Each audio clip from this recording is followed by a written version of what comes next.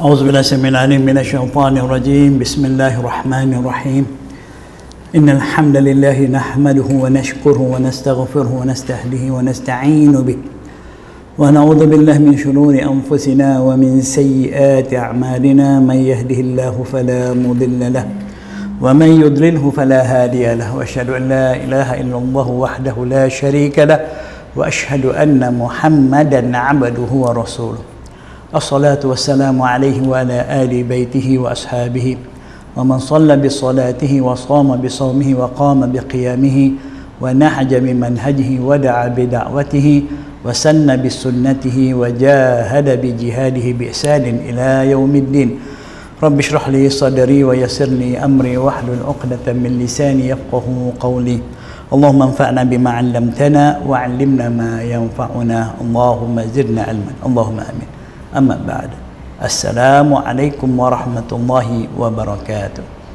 Muslimin dan muslimat yang dirahmati Allah, alhamdulillah, segala pujian, segala sanjungan, segala ketaatan dan kepatuhan hanya layak dan milik bagi Allah Subhanahu wa taala. Marilah kita terus menerus berusaha untuk menjadi hamba yang benar-benar menjalankan amanah kita sebagai makhluk ciptaannya yang dipilih menjadi khalifah di atas muka bumi ini untuk menjalankan perintah-perintahnya dan menjauhi larangan-larangannya, untuk memakmurkan muka bumi ini dengan tauhid kepada Allah Subhanahu wa taala. Alhamdulillah, kita teruskan perkongsian kita bicara ilmu, pemahaman dan penghayatan akidah.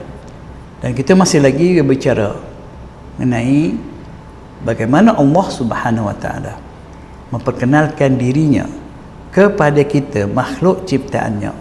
Allah yang memperkenalkan dirinya, dan memang selayaknya Allah yang memperkenalkan dirinya, sebab Allah lebih mengetahui tentang dirinya daripada kita.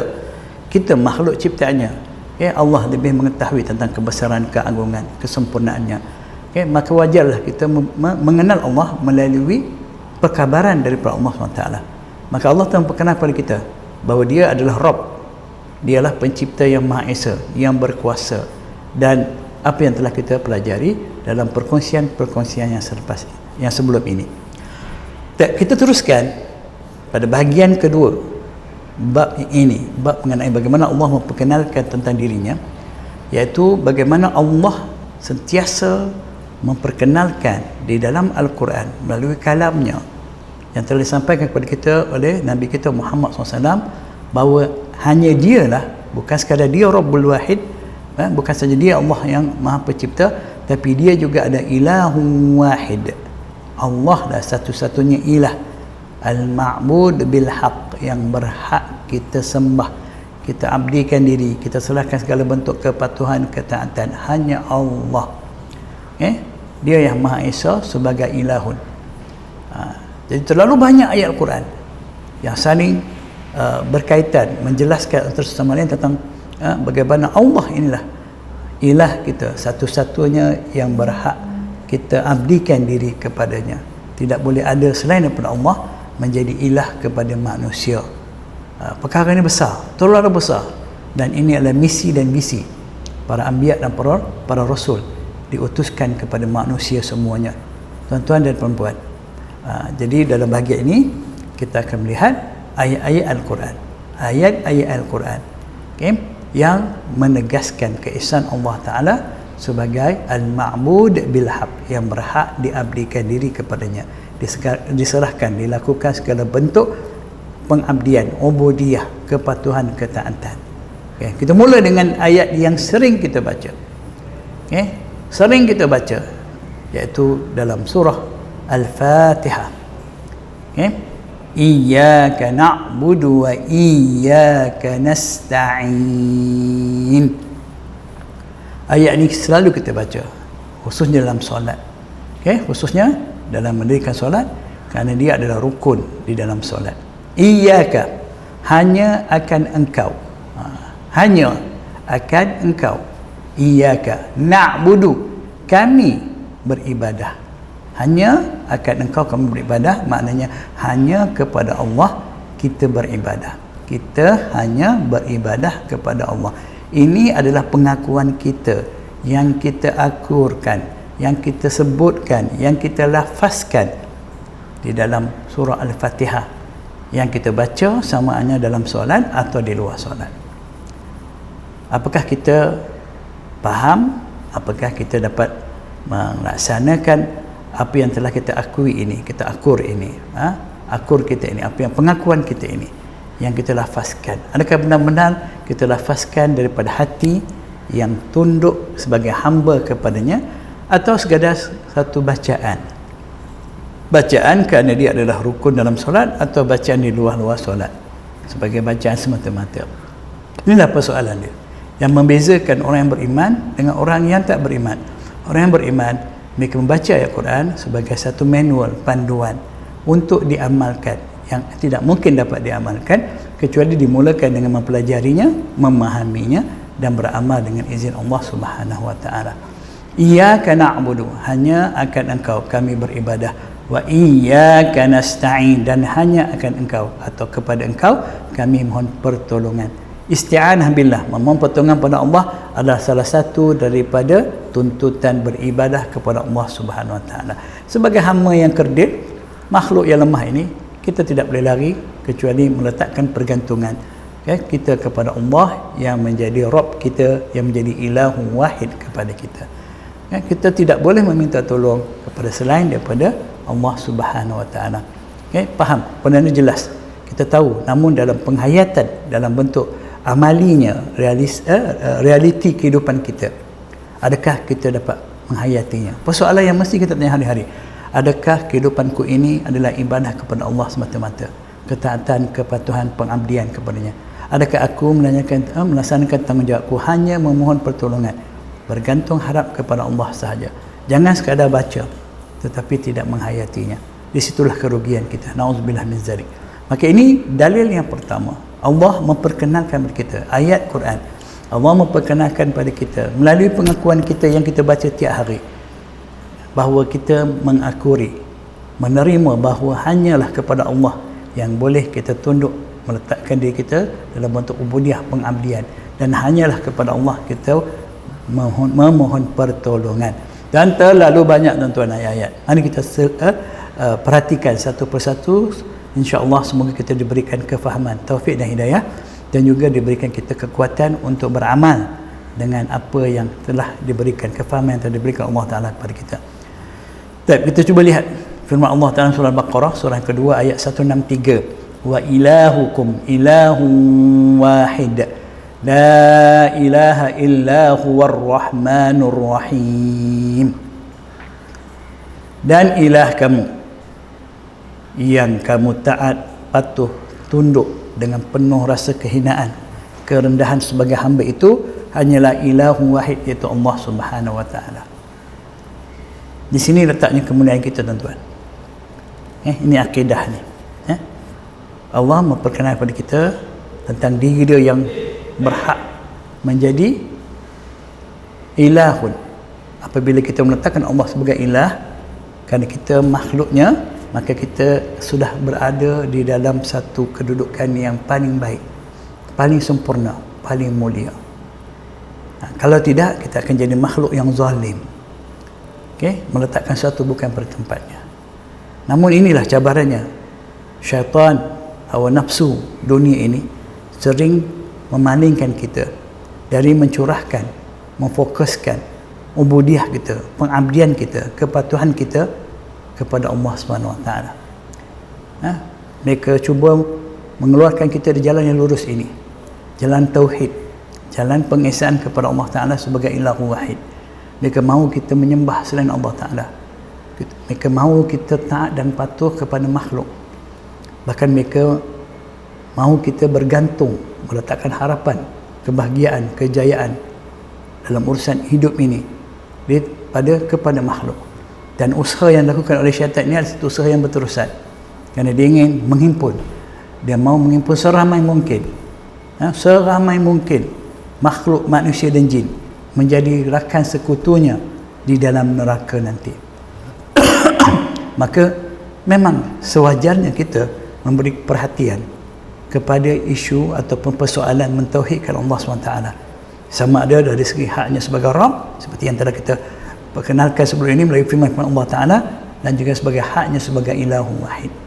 La ilaha illahu, tiada ilah yang berhak kita abdikan diri kecuali dia, Allah SWT, yang bersifat Ar-Rahman Ar-Rahim, yang maha pemurah lagi maha pengasih. Subhanallah. Tuan-tuan, inilah dia tanggungjawab kita yang pertama, ya, akidah kita. Setelah kita kenal Allah Ta'ala sebagai Rabb yang berkuasa, maka tidak ada selain daripada Allah yang berhak kita mengabdikan diri kepada dia kecuali Allah semata-mata. Firman-Nya lagi dalam surah Ali Imran, surah yang ketiga ayat 18, syahidallahu annahu la ilaha illahu wal malaikatu wa ulul ilmi qa'iman bil qist la ilaha illa huwal azizul hakim.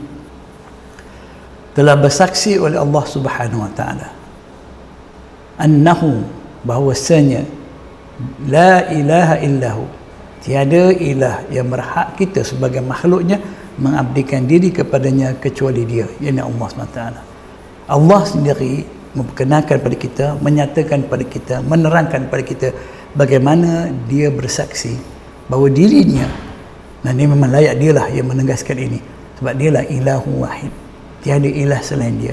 Dan saksi juga, bersaksi juga kebenaran pengesaan kepada Allah sebagai ilah ini ialah makhluknya al-malaikah wal malaikatu, para malaikat, makhluk yang sentiasa taat dan patuh kepada Allah, mereka juga turut bersaksi bahawa tiada ilah yang berhak disembah kecuali Allah. Wa ulul ilmi, kan, dan juga ulul ilmi, mereka-mereka yang Allah kurniakan ilmu, keyakinan, mereka-mereka yang Allah pilih mendapat petunjuk dan hidayahnya, yang sentiasa qa'iman bil qisti, sentiasa berterusan menegakkan keadilan, kebenaran. La ilaha illa huwal azizul hakim wal azizul hakim, tiada ilah selain dia yang maha perkasa lagi maha bijaksana.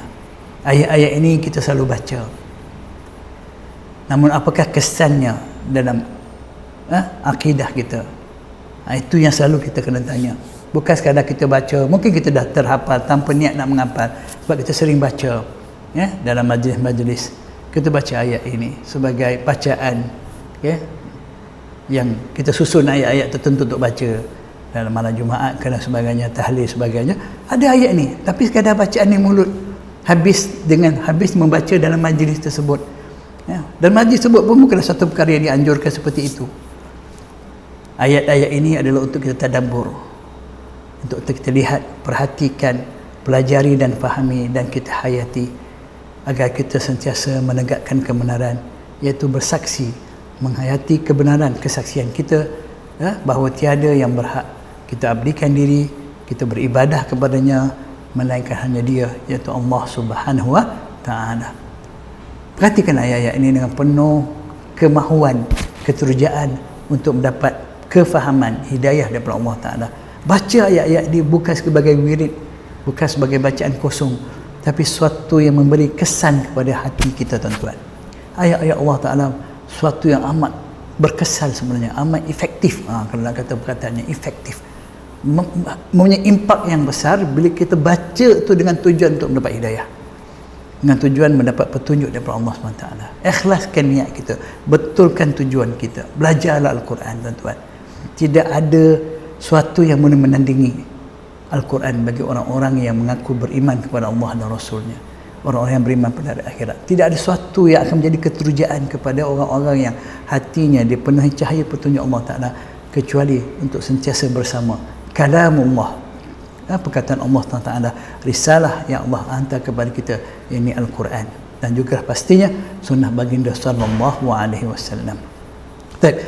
Kita juga dapat ambil pengajaran pada ayat ini, tidaklah katakan seorang itu punya ilmu selagi dia tidak mentauhidkan Allah SWT. Ini satu persoalan yang mungkin ramai orang yang tidak boleh terima, ya. Bagi kita, siapa orang berilmu? Orang yang pandai, yang bijak, yang keluar universiti, yang ada anugerah, yang ada ijazah profesor, PhD, yang dapat anugerah Nobel, yang menulis banyak, yang buat kajian, wah dia ni hebat, dia berilmu, dia ulama. Hakikatnya tidak, tuan-tuan. Saya mohon maaf, Tapi ini realiti kepahitan, yang kebenaran yang pahit yang perlu saya jelaskan pada diri saya sendiri, pada anak-anak saya, pada tuan-tuan dan puan-puan, bahawa yang dikatakan orang berilmu itu orang yang benar-benar menghayati tauhid kepada Allah Ta'ala, yang kenal Allah sebagai Rabb yang Maha Esa, yang kenal Allah sebagai Ilahun Wahid, Al-Mahbud bil-Haq, hanya Dia. Mereka lah orang yang berilmu. Mereka lah orang-orang yang akan sentiasa berada di atas jalan yang lurus, Siratul Mustaqim. Mereka lah orang-orang yang mulia dan berjaya, yang mendapat keberuntungan di dunia dan akhirat. Berapa ramai orang yang kita anggap pandai, bijak, hebat, namun mereka menyekutukan Allah, tidak beribadah kepada Allah. Tapi kita kagum dengan mereka, kita jadikan mereka sifu, idola, ikutan. Kata-kata mereka begitu terkesan pada hati kita, namun kita tak terkesan dengan kata-kata kalam Allah Subhanahu wa Ta'ala. Kita rasa rugi belajar Al-Quran, rasa rugi kita mahir dalam Al-Quran, rasa rugi kita menjadi hamba kepada Allah Ilahun Wahid, rasa rendah diri, rasa hina. Kita tak rasa izzah, kemuliaan melalui ketaatan kita kepada Ilahun Wahid. Ubudiyah, ibadah yang kita lakukan kepada Allah tidak mengangkat kita dalam keadaan yang sewajarnya, sepatutnya. Nah, tuan-tuan dan puan-puan, saya minta maaf berulang kali, bukan nak merendahkan orang yang bijak, yang rajin belajar di universiti, ada PhD, pakar itu ini, tapi Allah sendiri tidak menilai yang itu dibagi pada diri saya atau siapa sekalipun. Penilaiannya ialah kepada bagaimana kita mentauhidkan Allah, bagaimana ilmu yang ada pada kita boleh membawa kita menjadi hamba yang mengesakan Allah, mentauhidkan Allah Ta'ala sebagai Rabbun dan sebagai Ilahun. Allahu Akbar. Berapa banyak ilmu yang ada pada manusia hari ini menjauhkan mereka kepada Allah Ta'ala, menjadikan mereka merasa diri mereka besar dan hebat, sehingga mereka melakukan sesuatu mengikut hawa nafsu, akal, fikiran mereka semata-mata. Mereka tidak pedulikan Allah Ta'ala, bahkan mereka meragui akan agama ini. Mereka membina pandangan, pegangan yang tidak berasaskan ilmu, tidak berasaskan kitab dan petunjuk-petunjuk daripada Allah SWT. Dan kita menjadi pengikut kepada mereka, kita kagum dengan mereka. Di mana kegaguman kita kepada Allah? Di mana keterujaan kita kepada Allah? Di mana keyakinan kita? Tidak ada, tuan-tuan. Minta maaf, tapi itu realiti. Dan ini tujuannya saya kongsikan ayat-ayat Allah Ta'ala untuk mengenal Allah, untuk kita benar-benar dekat dengan Allah. Kita tak perlu kepada lain kecuali melalui Al-Quran dan sunnah baginda sallallahu alaihi wasallam. Anda tak perlu kepada siapa-siapa, saya tak perlu kepada siapa-siapa. Saya hanya perlu Allah, tuan-tuan, hanya perlu Allah. Dia yang memiliki segala ilmu, Dia yang berkuasa memberi kefahaman, Dia yang boleh mengangkat dan memuliakan kita dan sebaliknya. Bergantunglah pada Allah. Lihatlah ayat-ayat Allah, pegang mushaf, pegang Al-Quran, lihatlah, luangkan masa yang bernilai, yang kata masa kualiti, yang berkualiti, yang kita selalu nak bagi masa kualiti untuk itu dah begini kan. Bagi suatu masa yang paling berkualiti untuk kita mengambil sesuatu yang hebat daripada Al-Quran, sumber yang paling hebat.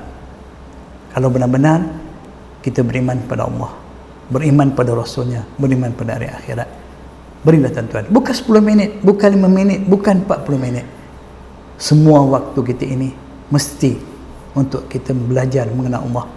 Bayangkanlah, sudah puluhan tahun hidup kita yang Allah berikan pada kita, Allah yang bagi semuanya kepada kita. Kita isi dengan semata-mata dengan habuan duniawi, nahwa nafsu, ilmu-ilmu untuk urusan dunia kita, sehingga kita menjadi orang yang pakar tentang dunia, tapi kita tetap jahil tentang agama. Ya'lamuna zahiran minal hayati dunya wa hum bil akhirati hum ghafilun. Allah menerangkan kepada kita, nanti kita akan jumpa ayat-ayat ni, orang-orang yang mereka punya ilmu tentang zahir kehidupan dunia ini, tetapi tentang akhirat mereka lalai, mereka tak ambil serius, mereka tak berikan tumpuan dan keutamaan seperti mana yang telah mereka berikan kepada perkara yang tidak utama ini, yang tidak merupakan prioriti. Mereka salah letak, mereka zalim. Jadi mana kita lihat, tuan-tuan, ayat ini selalu kita baca ya, tuan-tuan yang rajin menghadiri majlis yasinan, tahlil, baca ayat ni. Tapi itulah, kita jadi kat agama ni majlis je kan, bukan penghayatan. Minta maaf nak cakap, mungkin tak setuju, tapi itu realiti. Agama kita hanya event, majlis baca yasin, tahlil, majlis zikir, bukan ubudiyah yang sebenarnya, bukan satu kehidupan. Ya, kita dilahirkan sebagai manusia hidup untuk menjadikan kehidupan ini sebagai ubudiyah, pengabdian. Wa ma khalaqtul jinna wal insa illa liya'budun. Tidak aku ciptakan jin dan manusia itu hidup kecuali untuk menjadikan kehidupan itu, supaya mereka jadikan kehidupan itu sebagai ubudiyah, pengabdian. Dan tidak akan lahir pengabdian kalau tidak ada tauhid kita pada Allah. Bagaimana kita mentauhidkan Allah kalau kita tak kenal pada Allah Ta'ala dengan sebenarnya? Bagaimana nak kenal Allah kalau kita tidak mendengar bagaimana Allah memperkenalkan tentang dirinya di dalam Al-Quran dan melalui sunnah baginda sallallahu alaihi wasallam. Wallahu a'lam bissawab. Tapi itu realiti yang memang hakikatnya bukan mudah untuk saya sendiri menyebutnya, menyatakan, sebab benda ni mungkin bertentangan dengan biasa yang didakwa-dakwi oleh kita sendiri yang mengaku sebagai orang Islam, yang nak mati ditanam dalam perkuburan Islam, nak dibangkit besok dan sebagai orang Islam nak masuk syurga Allah. Sewenang-wenangnya kita nak begitu, tapi kita tidak melaksanakan tuntutan-tuntutannya. Baik, mari kita lihat ayat lain. Surah Al-Ma'idah, surah yang kelima, ayat 72. Laqad kafara alladhina qalu innallaha wal masih ibnu Maryam wa qala al-masih ya bani Israil a'budu allaha rabbi wa rabbakum a'budu allaha rabbi wa rabbakum innahu man yushrik billahi faqad harrama Allahu alaihi al-jannah wa ma'wahu an-nar wa ma lidh-dhalimin min ansar. Lihat ayat ini menunjukkan kaitan keyakinan kita kepada Allah sebagai Rabb yang benar akan menjadikan kita hanya mengesahkan Allah dalam beribadah kepadanya. Jangan jadi seperti golongan-golongan yang Allah kabarkan ayat ini, seperti mana firman-Nya tadi, sesungguhnya telah kafirlah orang-orang yang berkata sesungguhnya Allah ialah Al-Masih putra Maryam. Padahal Al-Masih, yakni Nabi Isa AS sendiri berkata, wahai Bani Israel, beribadahlah hanya kepada Allah, sembahlah Allah Ta'ala semata-mata, kerana dialah Rabb kamu, dia adalah Rabbku dan Rabb kamu, Rabbi wa Rabbukum. Sesungguhnya orang yang mempersekutukan Allah Ta'ala dengan suatu apapun, maka pasti Allah mengharamkan kepadanya syurga dan tempatnya ialah neraka. Tidaklah ada bagi orang-orang zalim itu walau seorang pun penolong. Jadi orang yang tidak mengesahkan Allah, yang tidak beribadah kepada Rabbnya, yang tidak menjadikan Allah sebagai ilah wahid, mereka adalah orang yang zalim. Allah haramkan syurga kepada mereka, dan tempat mereka yang selayak dengan apa yang mereka lakukan hanyalah neraka Allah Subhanahu Wa Taala. Na'udzubillah min zalik. Kita mohon perlindungan Allah Taala daripada dicampakkan dalam nerakanya. Kita tahu betapa dahsyat azab neraka ini. Namun apa yang kita lakukan supaya kita selamatkan daripada neraka? Kita perlu tahu asbab-asbab yang boleh menyelamatkan kita daripada neraka, dan pastinya yang paling atas sekali ialah berakidah dengan akidah yang benar, dengan mengesahkan Allah Ta'ala, dengan hanya beribadah kepada Allah Subhanahu Wa Ta'ala. Itu yang perkara utama. Namun yang itulah kita abaikan. Kita tak nak masuk neraka, kita bermimpi nak masuk syurga Allah Ta'ala, tapi kita tak nak beribadah pada dia, kita berat nak taat pada dia, kita susah nak tinggalkan larangan dia, kita begitu sukar tak berkesempatan untuk melaksanakan perintah-perintah dia. Kita lebih senang mudah mengikut hawa nafsu kita, mengikut akal pemikiran kita. Kita hakikatnya terperdaya dengan segala bisikan, pujuk rayu, kata-kata indah iblis, syaitan, musuh kita. Namun angan-angan kita cukup tinggi untuk masuk syurga, cukup tinggi nak masuk syurga. Sampai kadang-kadang tak sabar kita nak jadikan baiti jannati, rumahku syurgaku. Kita dah tak sabar nak ke syurga ni. Susah nak dapat syurga tu kan melalui jalan ketaatan. Kita berat. Jadi kita impikan baiti jannati, rumahku jadi syurgaku. Mana mungkin tuan-tuan di dunia ini ada syurga? Kalau ada pun, apa yang Nabi kata, riyadul jannah. Apa dia? Taman-taman syurga di atas muka bumi ini, iaitu majlis ilmu, majlis belajar agama, majlis mengenal kebenaran melalui wahyu. Itu majlis ilmu. Majlis ilmu ni bukan majlis cerita dongeng, cerita mimpi tok wali, mimpi tok guru, bukan majlis cerita-cerita tidak bernas, tidak berdasarkan nas. Itu bukan majlis ilmu, saya minta maaf. Ramai orang tak terkeliru. Ini pun satu ujian. Dia menghadiri majlis ilmu tapi dengan cerita-cerita yang tidak berasaskan Al-Quran dan Sunnah, bahkan lebih kepada mimpi, kepada dakwah-dakwi, kepada perkara luar biasa, bahkan lebih senang kita khurafat dan dongengan menjadi bahan sebagai perbicaraan kononnya ilmu. Ilmu tidak begitu. Nanti kita akan belajar insya-Allah. Kan dia kaitan dengan akidah. Sebab Allah sebut tadi ayat tadi, ulul ilmi, orang yang Allah berikan ilmu ni Dia tak sama. Tak sama orang yang tahu ada ilmu, orang tak ada ilmu. Nanti kita akan jumpa ayat-ayat itu semua. Tapi dalam perkongsian kali ini kita isu bagaimana mengesahkan Allah SWT. Okay? Jangan jadi orang yang zalim. Jangan jadi orang zalim. Jangan sekutukan Allah dengan apa pun. Allah Maha Esa sebagai Al-Ma'bud bil Haq. Ya, kenapa kita sembah Dia? Sebab kita yakin Allah lah Rabb yang Maha berkuasa. Dia yang mencipta kita, Dia menguruskan kita.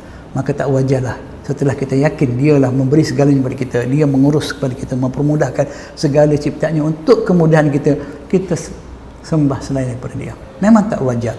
Ya, memang tak wajar. Kita buat baik pada Dia, kita tolong Dia, tapi Dia tak puji kita, Dia puji orang lain. Dia tak sanjung kita, bahkan Dia hina kita. Kita punya marah. Budak ni dulu aku yang tolong dia. Waktu susah dia aku. Sekarang dia kata macam-macam aku pula.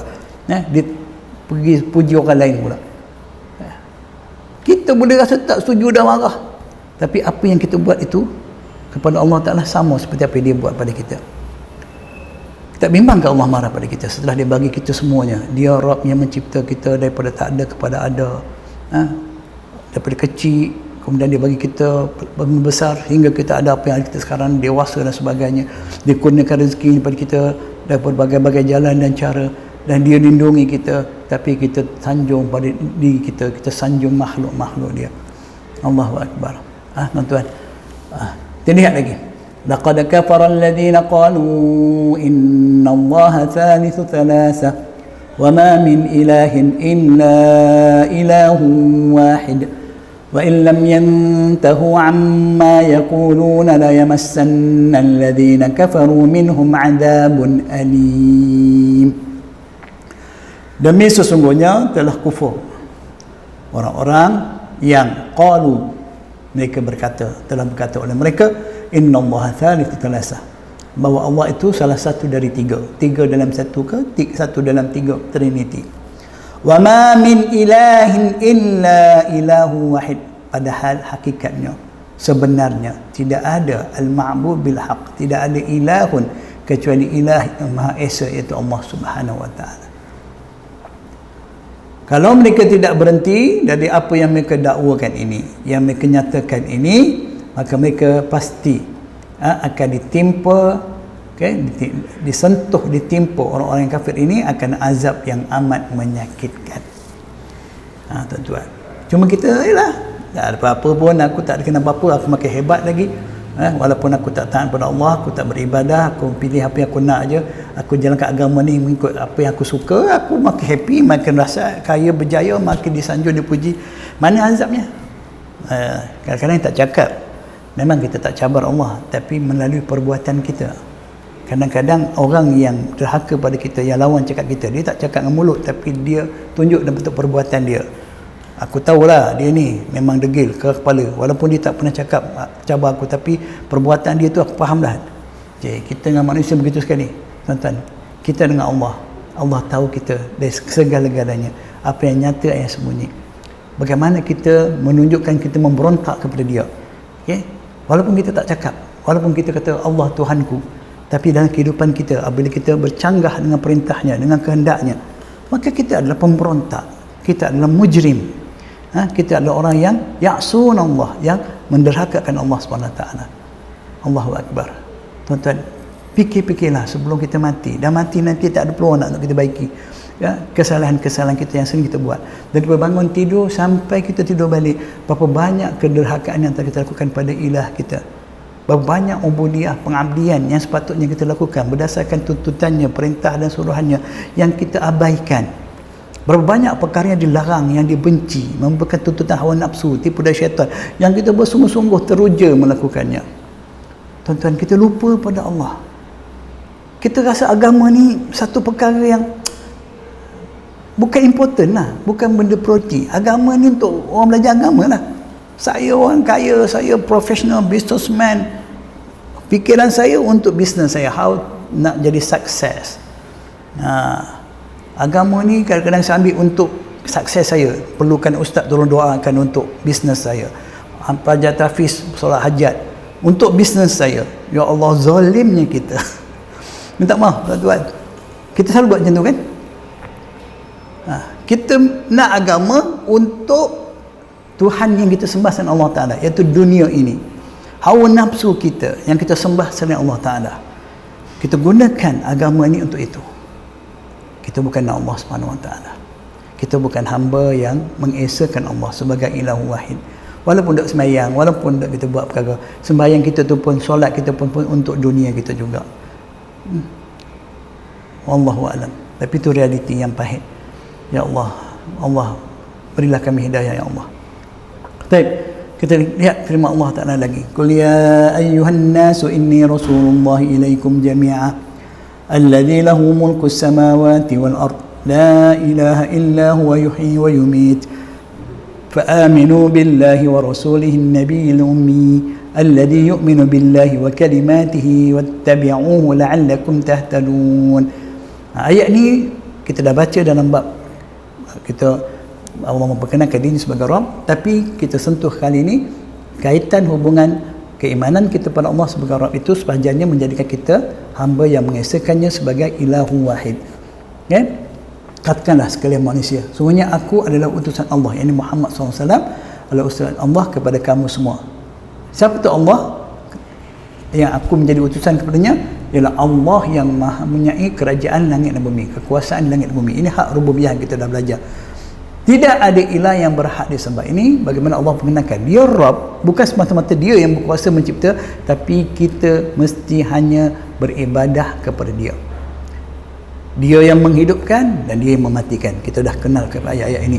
Maka berimanlah kepada Allah dengan sebenar-benar keimanan, dengan mentauhidkannya, menjadikan ini sebagai asas akidah kita. Dan Rasulnya, Nabi yang ummi, yang tidak tahu membaca dan menulis, yang beriman kepada Allah. Nabi yang kita kata kita sayang dia, nak syafaat dia, dia sendiri pun beriman kepada Allah. Dia sendiri mentauhidkan Allah, mengesakan Allah sebagai Rabb, sebagai ilah. Dan itu yang diserunya kita.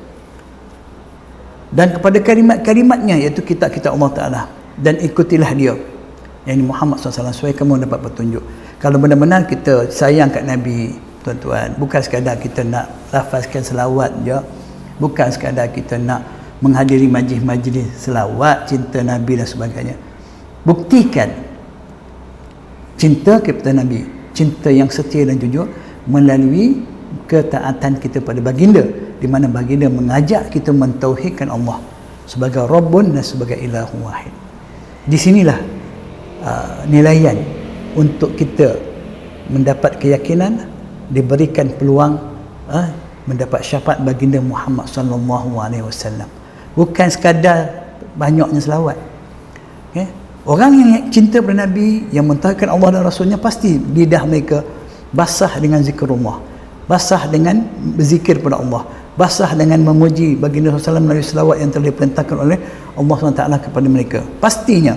Tapi ramai hari ini yang banyak berselawat, tapi mereka tidak mentauhidkan Allah. Mereka tidak mencintai baginda dengan mentaati perintah baginda. Mereka hanya menzahirkan cinta itu di mulut. Manis kata di bibir saja, tapi hati lain bicara. Manis puji Nabi di mulut, tapi hati mereka tidak sudi mengikut perintah baginda. Baginda mengesahkan Allah, melarang sebarang bentuk penyekutuan, pengagungan, penyanjungan kepada makhluk. Hari ini mereka yang selawat inilah yang mengagungkan orang-orang yang telah mati, yang mengagungkan wali-wali yang mereka dakwa-dakwi itu, mengagungkan mereka lebih daripada sewadarnya, hulu, melampau-lampau, sehingga mereka diberi kuasa menentukan syariat-syariat selepas daripada Muhammad SAW. Tok wali mereka, tok guru mereka mengajar amalan-amalan ibadah yang lain daripada apa yang telah diajarkan Nabi SAW. Padahal mereka tak berhenti berselawat di mulut, tak berhenti berselawat. Maka mereka ni berada dalam keadaan yang tidak jelas. Yang paling berat nak sebutnya sesat lah, tapi taklah kita nak sesatkan orang, nak beritahu realiti yang pahit ini. Jadi selawat kita yang keluar daripada hati kita, dilafazkan mulut kita, adalah selawat yang merupakan satu intipati daripada keimanan kita kepada Allah dan Rasul. Bagaimana kita mentauhidkan Allah, beribadahnya kepada Allah, yang menjadikan, yang merupakan tujuan utama diutuskan Muhammad SAW kepada kita. Muhammad Rasulullah SAW kepada kita. Baginda mengajak kita mentauhidkan Allah. Baginda berperang dengan ahli keluarganya di Mekah semata-mata untuk menegakkan tauhid ini, tuan-tuan, mengesahkan Allah, menyerahkan ketaatan kepatuhan kepada Allah, beribadah hanya kepada Allah, beribadah hanya mengikut cara yang telah dikenalkan Allah Ta'ala. melalui apa yang telah diteladankan oleh Nabi SAW, meletakkan keyakinan sepenuhnya bahawa agama ini telah sempurna sebagaimana yang telah disampaikan oleh baginda Muhammad SAW, yang beriman kepada Allah, yang beriman kepada Allah, dialah yang paling beriman kepada Allah, maka dialah yang wajib kita ikut. Kan? Dalam ayat tu apa kata? Allah kata wattabi'uhu, maka hendaklah kamu ikut Muhammad SAW, la'allakum tahtadun, supaya kamu mendapat petunjuk Allah. Kalau kita menghidupkan agama ini melalui amalan-amalan, melalui mimpi, melalui dakwah-dakwi kita, bukan berdasarkan nas, maka kita tidak ada atas jalan petunjuk. Okay? Kita tidak akan berada atas jalan petunjuk, maka tidak ada selepas petunjuk itu kecuali kesesatan, tipu daya semata-mata. Tuan-tuan, marilah kita faham benar-benar tanggungjawab kita memahami ayat-ayat Allah Ta'ala sebagaimana dikehendaki Allah Subhanahu Wa Ta'ala. Jangan terperdaya, jangan terperdaya. Ya, kita terlalu banyak kejahilan tentang agama ini sehingga kita mudah mengikut sahaja apa sahaja didakwa-dakwi oleh manusia.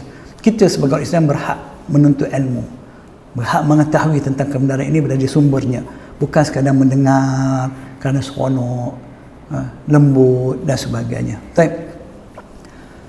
Dan lihat surah Al-Kahfi, surah yang dianjurkan supaya kita baca, faham dan menghayatinya, khususnya diberikan kelebihan khas pada hari Jumaat apabila dibaca surah ini, surah Al-Kahfi. Qul innama ana basyarum mithlukum yuha ilayya annama ilahukum ilahun wahid faman kana yarju liqa'a rabbih falyamal 'amalan salihan wa la yusyrik bi'ibadati rabbih ahada. Katakanlah Muhammad, sesungguhnya aku ini manusia biasa seperti kamu. Nabi kita adalah manusia, dia bukan makhluk lain, dia makhluk manusia, ada ibu bapa, okay? Dia juga manusia, makan minum, sedih, gembira. Tapi bezanya dia yang mengangkat darjatnya berbeza dengan kita, beliau adalah utusan Allah yang diwahyukan oleh Allah Ta'ala kepada baginda. Dan tidak ada lagi dah utusan makhluk yang dipilih menjadi utusan Allah yang diberikan wahyu untuk menentukan cara berakidah, cara beribadah kecuali baginda SAW. Tidak ada siapa pun, sealim mana, sewarak mana pun yang menentukan pula tata cara hidup atau agama yang baru selain daripada apa yang telah dinyatakan oleh Nabi SAW. Tidak ada siapa pun. Ini keimanan kita yang diajar dalam surah Al-Kahfi ini. Sebab tu ayat ini, kelebihan menghafal 10 ayat pertama atau 10 ayat terakhir ni menjadi asbab perlindungan kita dari tipu daya Dajjal. Itu kelebihan surah Kahfi antaranya. Sebab kita yakin Muhammad SAW manusia yang diutuskan Allah SWT, beliau adalah Rasul yang terakhir dan beliau telah menyampaikan agama ini dengan sempurna dan teras ajaran baginda. Apa dia? Asasnya akidah. Apa yang diwahyukan? Teras segala perintah Allah Ta'ala kepada baginda SAW melalui ayat Quran dan Sunnah ini, terasnya apa dia? Yuha ilayya annama ilahukum ilahu wahid. Diwahyukan kepadaku bahwasanya tiada lain ilah bagi kamu. Annama, hanya senya, tiada lain dah. Okey, ilahukum, yang berhak kamu mengabdikan diri padanya, beribadah kepadanya, hanyalah Allah Subhanahu Wa Ta'ala yang Maha Esa. Faman kana yarju liqa'a rabbih, maka siapa yang benar-benar mengharapkan untuk bertemu dengan Allah dalam keadaan Allah redha padanya, falyamal amalan salihan, maka hendaklah mengerjakan amal soleh, wala yusyrik bi ibadati rabbih ahada, dan jangan dia menyekutukan di dalam beribadah kepada Rabbnya dengan suatu apapun. Jangan rosakkan ibadah kita melalui syirik. Jangan rosakkan ibadah kita melalui mereka-reka mengubah suai ibadah yang telah ditunjukkan oleh Nabi kepada kita. Amalun soleh itu mestilah amalan yang kita kerjakan sekiranya perintah Allah SWT, apa yang Allah perintahkan. Amalan yang kita kerjakan mengikut cara dan ketentuan, ketetapan yang telah Allah tentukan kepada kita, yang telah ditunjukkan kepada kita oleh baginda Muhammad SAW dan para sahabatnya radhiyallahu anhum. Itulah agama kita, itulah tauhid kita, itulah ibadah kita, itulah amalan soleh kita. Itulah tuan-tuan. Hari ini kita tak sudi, kadang-kadang kita letak pada makhluk kuasa seperti Tuhan. Kita minta pertolongan kepada makhluk dalam perkara-perkara yang hanya Allah Ta'ala yang boleh melakukannya. Kita bergantung pada makhluk dalam perkara-perkara hanya Allah Ta'ala saja yang boleh memberikannya kepada kita. Kita taat dan setia kepada makhluk walaupun pada perkara yang dilarang Allah Subhanahu Wa Ta'ala. Kita beribadah dengan amalan-amalan yang kita sangka ibadah, yang kita ubah suai, yang kita reka-reka. Di mana tauhid kita, tuan-tuan? Inilah ayat surah Al-Kahfi, ayat yang terakhir. Tuan-tuan, ini asbab kita dapat kelebihan. Ya, manfaat daripada surah Kahfi ini bukan kerana kita baca saja 10 ayat pertama, 10 ayat kedua. Apabila kita dapat menghayati akidah yang benar, yang melahirkan amal soleh, ibadah yang bersih, murni, yang ikhlas kepada Allah Ta'ala melalui pemahaman tauhid ini, tuan-tuan. Ini sebahagiannya, tuan-tuan. Daripada bahagian kedua, bagaimana Allah memperkenalkan dirinya sebagai ilah wahid, dan banyak lagi ayat-ayat lain. InsyaAllah kita akan telusuri, kita akan baca pada perkongsian yang akan datang. Saya harap apa yang saya kongsikan pada hari ini benar-benar mendapat manfaat pada saya dan tuan-tuan dan puan-puan. Semoga Allah berikan kita kefahaman yang betul dan benar, dan diberikan kepada kita taufik agar dapat kita beramal mengesakannya, selamat daripada segala bentuk kesesatan, tipu daya manusia-manusia yang jauh daripada petunjuk Allah dan Rasulnya. Setakat ini saja. Wabillahi taufiq wal hidayah. Assalamualaikum warahmatullahi wabarakatuh.